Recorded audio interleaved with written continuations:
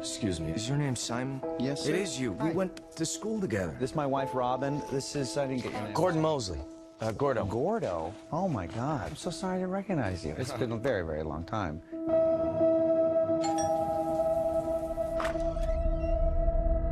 Welcome home, smiley face, Gordo. How do you think he got our address? That's an expensive bottle of wine. We should thank him. I believe that the bad things in life, they can be a gift. That guy's odd. He's a little socially awkward, but I can be like that.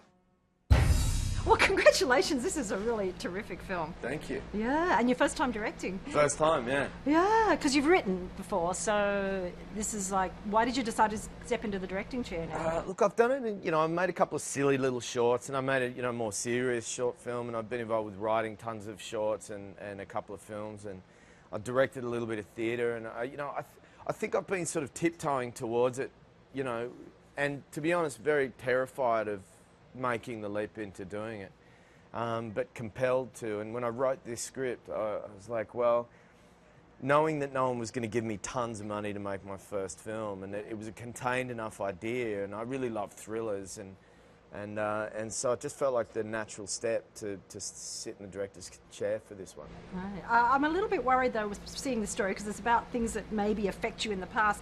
How was your school upbringing and where did you go? Blacktown? I went to Hills Grammar School in Kenthurst. I grew up in Dural. I actually had a really wonderful childhood. This is not like an essay about my childhood.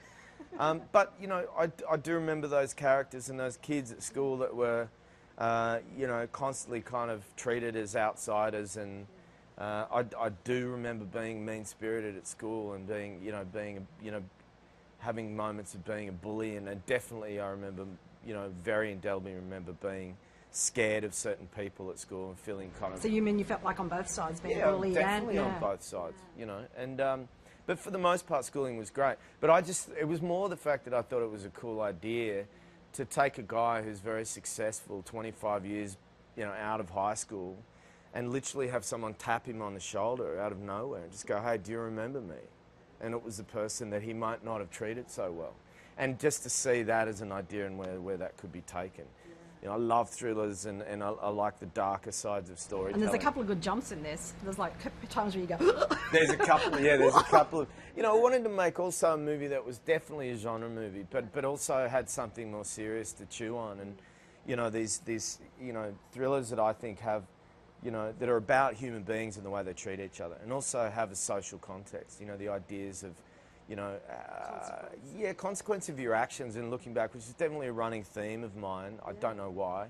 But also, like, are you able and willing to look back and acknowledge your past? And if you don't, this is the cautionary I know, tale. you've got to be able to move on too, yeah. They used to call him Weirdo in school. Gordo the Weirdo. That's not very nice. Everybody had a name.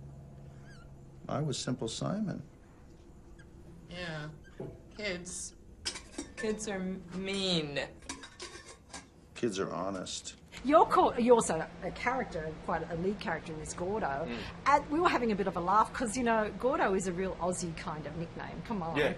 Well, it's funny, for the Australians, it's just sort of like, you take a name and you take away a letter or two and you add an O. Or you add an AZ, and that was sort of, I guess it was a bit of an Aussie kind of residue, making an American, essentially American movie. But Gordo was a bit more of a name you might hear in Australia. But for the Spanish, which, we're in Los Angeles, there's a lot of Spanish-speaking people, Gordo means fatty. Ah, right. And fatty is fit right into this world, because the movie is a lot also about the names and the stories we tell about each other and how they can really take an effect and bring us down. And so when my DP, who's a Spanish guy, came and he goes, what Gordo means in Spanish?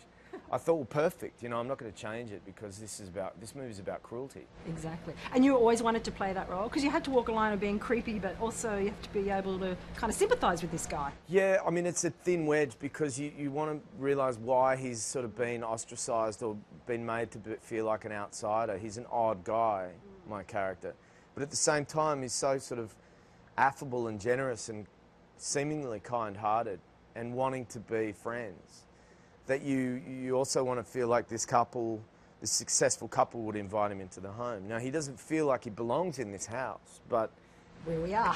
I know I'd written the movie with the intention of playing the character first. The idea of directing it came later. And I guess in many ways it was hard to let go of the initial idea. So knowing that I didn't have to star in the movie, that I was just going to be on set for a handful of days, made it feel achievable. And, I just really wanted to, I couldn't let go of it, I guess. More directing in the future, for sure. Definitely. I loved it. I had a great time. I mean, I'm a bit of a control freak, I think. And, acting doesn't really do that for me. Right. You don't get to tell other people what to do. As a director, you can boss everybody around. So yeah, I'm definitely going to do it again. Not every time. Right up your alley. Okay. Yeah. Great. All right, great to see you again. Yeah, you too. Thank you. Simon Says, new house. Simon Says, beautiful wife. Simon Says. You think you're done with the past, but the past is not done with you.